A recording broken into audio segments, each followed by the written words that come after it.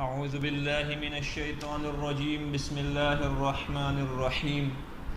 ما كان على النبي من حرج فيما فرض الله له سنة الله في الذين خلوا من قبل وكان أمر الله قدرا مقدورا الذين يبلغون رسالات الله ويخشونه ولا يخشون أحدا إلا الله وكفى بالله حسيبا.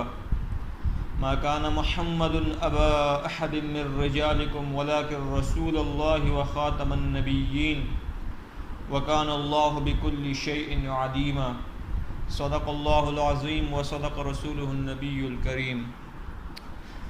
پچھلی آیات میں یہ بات آئی تھی کہ جو حضرت زید بن حارثہ رضی اللہ تعالیٰ عنہ ہے، جو اللہ کے نبی صلی اللہ تعالیٰ علیہ وسلم کے منہ بولے بیٹے ہیں، اللہ کے نبی نے ان کا نکاح حضرت زینب بنت جحش رضی اللہ تعالیٰ عنہ سے کرایا، تو ان دونوں میں بن نہیں پائی، اسی لیے حضرت زید نے زینب رضی اللہ تعالیٰ عنہ کو طلاق دے دی۔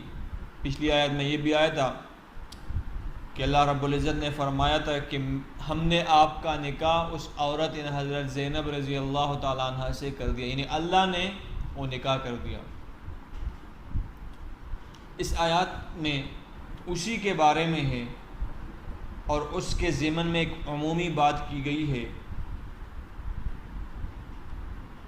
فرمایا ما کان علی النبی من حرج فیما فرض اللہ لہ، نبی صلی اللہ تعالی علیہ وسلم کے لیے کوئی اعتراض کی بات نہیں ہے جو اللہ اس کے لیے طے کر دے، جو اللہ اس پر فرض کر دے۔ یعنی نبی صلی اللہ تعالی علیہ وسلم پر اللہ رب العزت نے جو چیز فرض کی، نبی کے لیے اللہ نے جو چیز طے کر دی، اس میں اس کے لیے پھر کوئی تنگی نہیں ہے، وہ اس کو کرنا ہے۔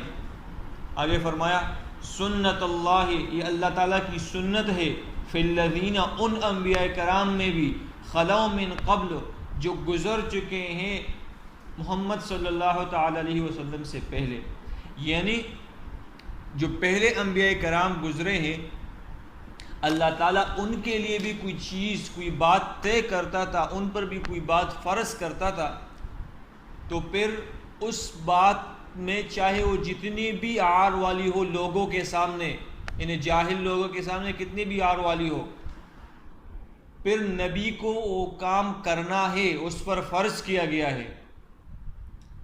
فرمایا وَكَانَ أَمْرُ اللَّهِ قَدْرًا مَقْدُورًا، اللہ کا فیصلہ نفع طلع مقدر ہے، یعنی اللہ نے جو فیصلہ کیا وہ ہو کر رہے گا، اور ہوا۔ اللہ نے فیصلہ یہ کیا کہ حضرت زینب رضی اللہ تعالیٰ عنہ کا نکاح اللہ کے نبی سے کرایا، اور اللہ نے کرایا۔ دوسری آیات میں فرمایا الذین یبلغون رسالات اللہ، اللہ تعالیٰ انبیاء کرام کی ذمہ داری بتا رہے ہیں کہ انبیاء کرام وہ لوگ ہیں یبلغون رسالات اللہ، جو اللہ تعالیٰ کے احکام پہنچاتے ہیں۔ انبیاء کرام کا کام اللہ رب العزت کے احکام اللہ کی مخلوق تک پہنچانا ہے۔ وَيَخْشَوْنَهُ، اور انبیاء کرام اللہ ہی سے صرف ڈرتے ہیں، اللہ کے سوا کسی سے نہیں ڈرتے۔ وَلَا يَخْشَوْنَ أَحَدًا إِلَّا اللَّهُ، اللہ کے سوا کسی سے انبیاء کرام نہیں ڈرتے۔ وَكَفَى بِاللَّهِ حَسِيبًا، اور اللہ تعالیٰ کو حساب لینے کے لیے کسی کی ضرورت نہیں ہے، اللہ تعالیٰ کافی ہے حساب لینے کے لیے لوگوں سے، سارے جتنی بھی مخلوق ہیں ان کے لیے اللہ تعالیٰ ہی کافی ہیں۔ تیسری آیت میں فرمایا ما کان محمد ابا احد من رجالکم ولکن رسول اللہ وخاتم النبیین۔ اس آیات میں دو چیزوں کی نفی کی گئی ہے، ایک تو یہ کہ اللہ کے نبی حضرت محمد مصطفیٰ صلی اللہ تعالی علیہ وسلم مردوں میں سے کسی کے باپ نہیں ہیں، اس کی نفی کی گئی ہے۔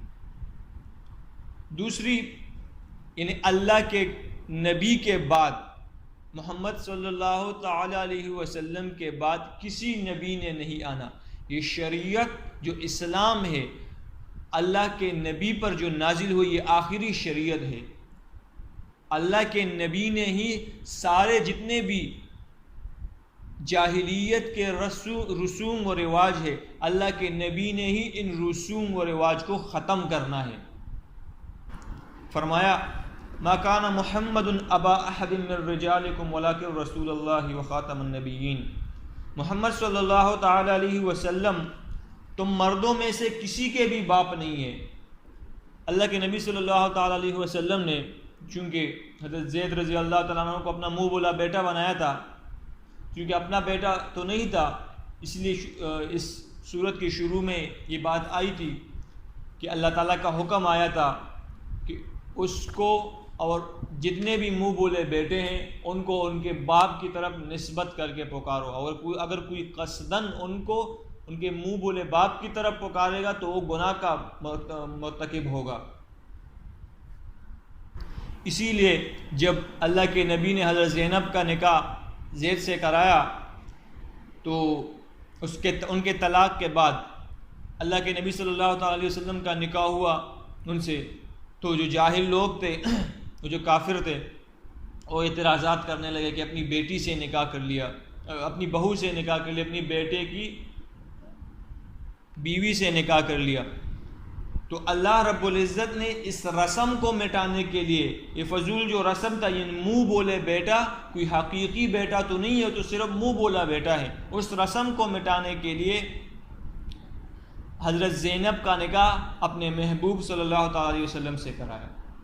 تو اس کے بارے میں فرمایا ما کان محمد ابا احد من رجالکم، محمد صلی اللہ تعالی علیہ وسلم تم مردوں میں سے کسی کے باپ نہیں ہیں، ولکن رسول اللہ، لیکن وہ صرف اللہ کے رسول ہیں، وخاتم النبیین، اور خاتم النبیین ہیں، یعنی آخری نبی ہے۔ اس بات نے قادیانیوں کے اور جتنے بھی جھوٹے یعنی کذاب لوگ ہیں ان کے منہ کو کالا کر دیا ہے۔ اللہ کے نبی صلی اللہ تعالی علیہ وسلم نے فرمایا میرے بعد 30 کذاب آئیں گے، ان 30 کذابوں سے مراد جو جھوٹا نبوت کا دعویٰ کرے، وہ 30 کذاب وہی لوگ ہیں۔ تو اللہ کے نبی صلی اللہ تعالی علیہ وسلم آخری نبی ہیں۔ آگے فرمایا وَكَانَ اللَّهُ بِكُلِّ شَيْءٍ عَلِيمًا، اور اللہ تعالیٰ ہر چیز سے باخبر ہے، اللہ تعالیٰ ہر چیز کو جانتے ہیں۔ تقبل اللہ منی۔